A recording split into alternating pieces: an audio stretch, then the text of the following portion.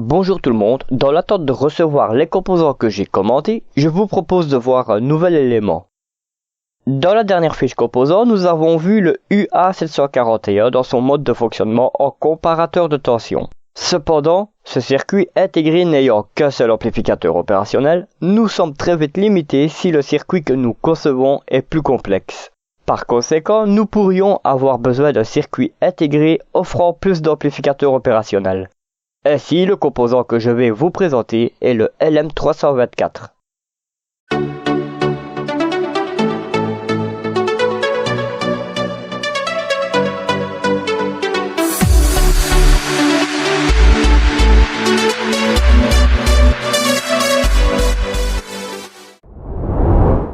Le LM324 est un circuit intégré de type AOP, soit amplificateur opérationnel, employé comme pour le UA741 pour l'amplification et la comparaison de tension. Il peut également être alimenté selon deux modes, alimentation simple purement positive ou alimentation symétrique. Sa tension d'alimentation dans le cas d'une alimentation simple est comprise entre plus 5 volts et plus 36 volts ou entre moins 2,5 volts et moins 18 volts pour la broche d'alimentation négative, soit la broche 11, et entre plus 2,5 volts et plus 18 volts pour la broche d'alimentation positive, soit la broche 4, dans le cas d'une alimentation symétrique. Ces sorties peuvent également avoir un gain très élevé et peuvent débiter une intensité s'élevant à 20 mA. Ce circuit intégré permet un large choix d'applications et intègre les mêmes fonctionnalités que le UA741. Observons le brochage du LM324. Les broches 1, 7, 8 et 14 out. Elles correspondent aux broches de sortie des amplificateurs. Les broches 2, 6, 9 et 13 in-. Elles correspondent à l'entrée inverseuse des amplificateurs. Les broches 3, 5, 10 et 12 in+. Elles correspondent à l'entrée non inverseuse des amplificateurs. La broche 4 VCC+, elle correspond à la broche d'alimentation positive. Et enfin la broche 11 VCC-, elle correspond à la broche d'alimentation négative ou à la masse. À présent, abordons le principe de fonctionnement du LM324. Aussi, observons le diagramme interne de ce circuit intégré, plus précisément d'un de ces 4 amplificateurs. Nous observons qu'il y a pas mal de composants. Aussi, dans cette puce, il y a un dispositif EPI FET, dont je ne connais pas encore l'utilité, 95 transistors, 11 résistances, 4 diodes et 4 condensateurs. Concernant le principe de fonctionnement en comparateur de tension, le fonctionnement en amplificateur sera abordé bien plus tard. Il est le même que celui du UA741. Par conséquent, je ne vais pas répéter la même chose que ce qui a été dit dans la vidéo de présentation du UA741, dont le lien se trouve dans la description. Observons le schéma de principe incluant les 4 amplificateurs opérationnels du LM324. Ceux-ci sont utilisés dans leur fonction de comparateur de tension. 4 potentiomètres sont présents afin de varier la tension sur les entrées non inverseuses du circuit intégré. La tension sur les entrées inverseuses est stabilisée à l'aide d'une diode Zener. Ainsi, la tension de référence s'élève à 3,3 volts. La tension d'alimentation varie entre 3,3 volts et 12 volts. Aux sorties du circuit figure une LED.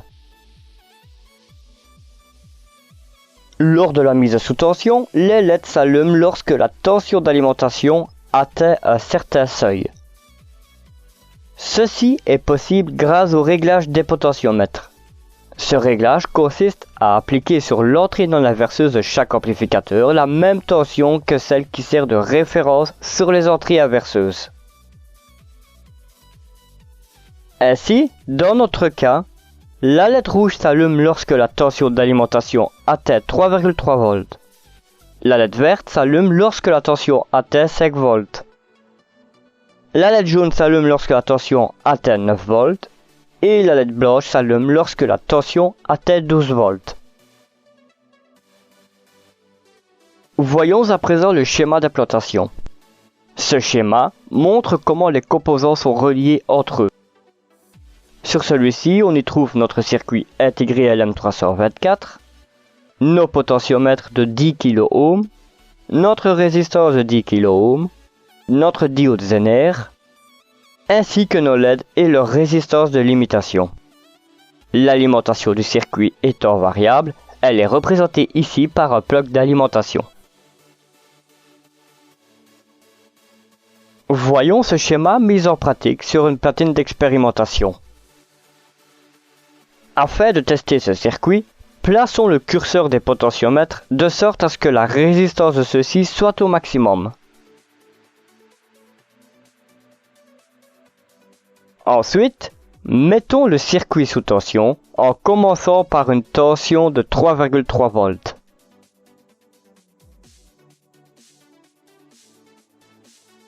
Nous observons que rien ne se passe au niveau des LED. Tournons la commande du premier potentiomètre jusqu'à ce que la LED rouge s'allume.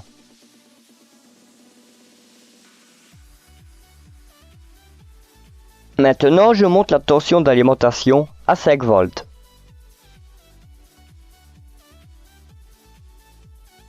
Je tourne la commande du second potentiomètre jusqu'à ce que la LED verte s'allume.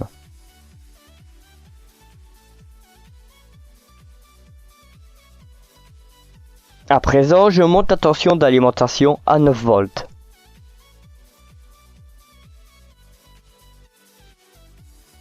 Je tourne la commande du troisième potentiomètre jusqu'à ce que la LED jaune s'allume.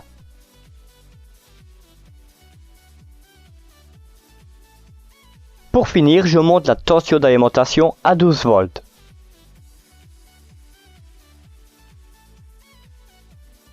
Je tourne la commande du quatrième potentiomètre jusqu'à ce que la LED blanche s'allume.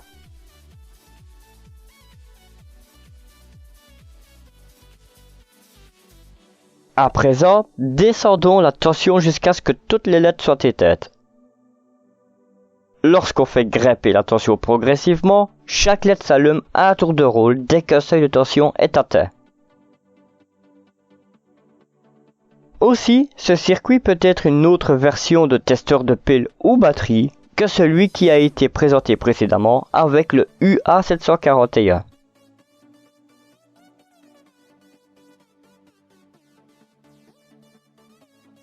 Nous sommes arrivés au terme de cette vidéo dans laquelle nous avons vu le LM324 en mode comparateur de tension. Je n'ai pas trop abordé le principe de fonctionnement car il est similaire à celui du UA741. Par contre, nous avons constaté que UA741 ne peut être utilisé dans le circuit présenté ici car il fallait 4 amplificateurs opérationnels. Le prochain montage utilise un composant que j'ai commandé et que j'attends toujours. Par conséquent, la prochaine vidéo sera consacrée à l'Arduino. Afin de ne pas louper la sortie de cette vidéo, si ce n'est pas encore fait, abonnez-vous et activez les notifications. Si cette vidéo vous a plu, n'hésitez pas à la liker, à la partager et à la commenter. Tout en vous souhaitant de très bonnes expériences électroniques, je vous donne rendez-vous pour la suite sur Proto Electronic. Bye!